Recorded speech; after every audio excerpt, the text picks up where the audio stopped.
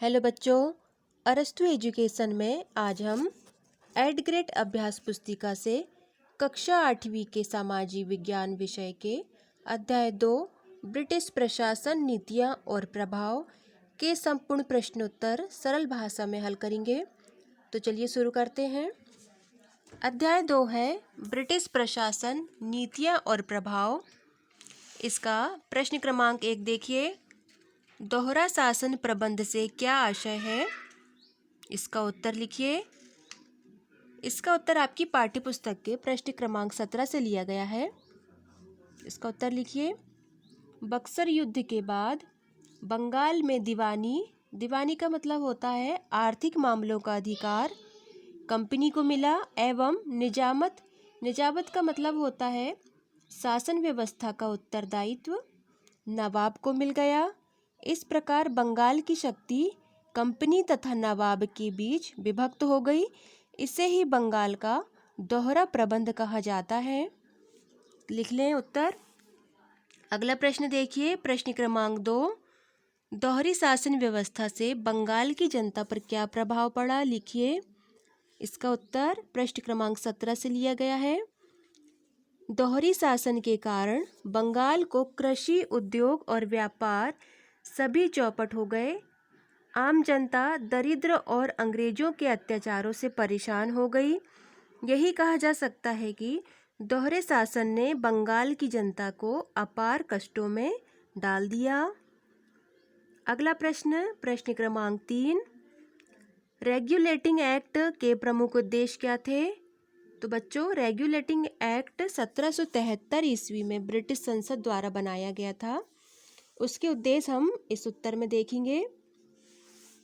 उत्तर लिखिए। Regulating act के उद्देश्य: पहला, कंपनी के संगठन के दोषों को दूर करना। दूसरा, भारत में कंपनी के शासन के दोषों का निराकरण करना। प्रश्न क्रमांक 4 देखिए, रेगुलेटिंग एक्ट में क्या क्या प्रावधान किए गए थे? इसका उत्तर लिखिए। पहला, बंगाल, मद्रास एवं बम्बई की प्रेसिडेंसी को इस अधिनियम द्वारा समाप्त कर दिया गया। दूसरा, बंगाल के गवर्नर को तीनों प्रेसिडेंसी का गवर्नर जनरल बना दिया गया। तीसरा, कलकत्ता में एक सर्वोच्च न्यायालय की स्थापना की गई। अगला प्रश्न क्रमांक 5, इन उत्तरों को आप स्क्रीनशॉट लेकर लिख सकते हैं। अगला प्रश्न देखेंगे, पिट का इंडिया एक्ट किस उद्देश्य से बनाया गया था? इसका उत्तर लिखिए। रेगुलेटिंग एक्ट के दोषों को दूर करने, कंपनी के भारतीय क्षेत्रों में प्रशासन को कुशल तथा उत्तरदायित्वपूर्ण बनाने एवं भारत स्थित कंपनी के कार्य क्षेत्र व कार्य प्रणाली को नियंत्रित करने के उद्देश्य से सन 1784 ईस्वी में ब्रिटिश प्रधानमंत्री विलियम पिट ने पिट इंडिया एक्ट पारित कराया था। अगला प्रश्न देखिए, प्रश्न क्रमांक 6, कॉर्नवालिस द्वारा स्थापित सिविल सर्विस व्यवस्था की प्रमुख बातें क्या थीं? लिखिए। इसका उत्तर लिखें। कॉर्नवालिस द्वारा स्थापित सिविल सर्विस व्यवस्था की प्रमुख बातें निम्नलिखित थीं। पहला, भारत में सिविल सर्विस की स्थापना की गई। दूसरा, अधिकारियों के वेतन में वृद्धि की गई। तीसरा, निजी व्यापार पर पूर्ण प्रतिबंध लगा दिया गया। चौथा है, अधिकारियों द्वारा रिश्वत एवं उपहार इत्यादि लेने पर पूर्ण प्रतिबंध कर दिया गया। अगला प्रश्न क्रमांक 7, ब्रिटिश आर्थिक नीतियों का भारतीय समाज पर क्या प्रभाव पड़ा? लिखिए। इसका उत्तर लिखिए। ब्रिटिश आर्थिक नीति का भारतीय समाज में अत्यधिक बुरा प्रभाव पड़ा। इस आर्थिक नीति से भारतीय अर्थव्यवस्था का परंपरागत ढांचा चरमरा गया। भारतीय कृषि, उद्योग तथा व्यापार पूरी तरह से तहस नहस हो गया, जिसके कारण ग्रामीण जनता को अपार कष्ट का सामना करना पड़ा। इस नीति ने भारतीय कपड़ा उद्योग को सबसे अधिक नुकसान पहुंचाया था। अगला, इसका भी स्क्रीनशॉट ले लीजिए।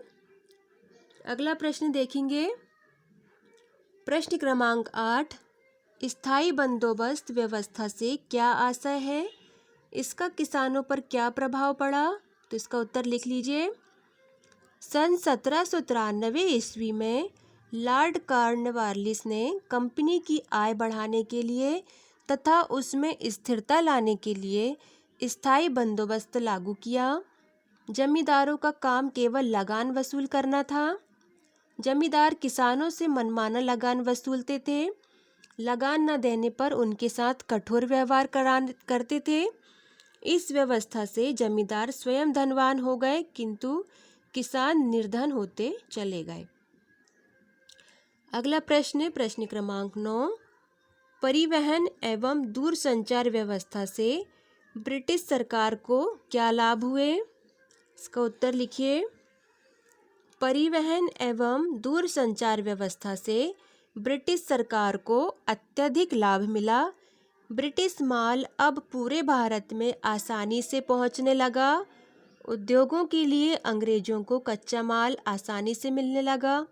सैनिक सामग्री एवं सैनिकों को कम समय में एक स्थान से दूसरे स्थान भेजने में आसानी हुई। अगला प्रश्न, प्रश्न क्रमांक 10, ब्रिटिश सरकार द्वारा यूरोपीय साहित्य और ज्ञान विज्ञान शिक्षण के लिए क्या क्या प्रबंध किए गए थे? इसका उत्तर लिखिए। सन 1835 में सरकार ने भारतीयों को यूरोपीय साहित्य और ज्ञान विज्ञान की शिक्षा देने का निर्णय किया। इसके तहत अंग्रेजी सरकार द्वारा खोले गए कलकत्ता, बम्बई और मद्रास में विश्वविद्यालयों की स्थापना की गई। तो बच्चों, इस प्रकार हमारा अध्याय 2 समाप्त होता है। यदि आपको ये वीडियो पसंद आया है तो इसे लाइक करें, अपने दोस्तों के साथ शेयर करें, और यदि आपने अभी तक चैनल को सब्सक्राइब नहीं किया है तो सब्सक्राइब कर लें, ताकि हमारे आने वाले और भी वीडियो आप तक आसानी से पहुंच सके। वीडियो को लास्ट तक देखने के लिए धन्यवाद।